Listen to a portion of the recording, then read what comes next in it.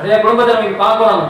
பசங்க இன்னைக்கு அன்னைக்கு ஒரு ஐயாட்ட கேட்கிற, ஐயா உங்க பையனுக்கு எப்படியா பொண்ணு பார்த்தீங்கன்னா 7 செருப்பு தேயனியா, நடையா நடக்கணும்யா, நடந்து வட சொல்லணும்யா, சைக்கிளே போகணும், பொண்ணு பார்க்கறதுக்கு அலையணும், பொண்ணு பார்க்கறதுக்கு தெரியணும். இன்னைக்கெல்லாம் அப்படி கிடையாது. உன் பொண்ணுகிட்ட ஒரு செல்லை வாங்கி கொடுத்துரு, சோழி முடிஞ்சிடும். மறுநாள் மாப்பிள்ளை, மறுநாள் கல்யாணம். உலகம் அப்படி போயிட்டு இருக்குது. உலகம் அப்படி போயிட்டு வந்துகிட்டு இருக்கு.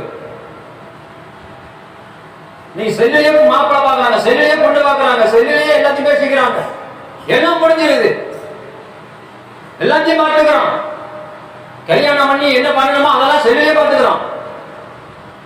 அறிவு தேவை, ஞானம் தேவை. குடும்பத்தை குறித்து, பிள்ளைகளை குறித்து.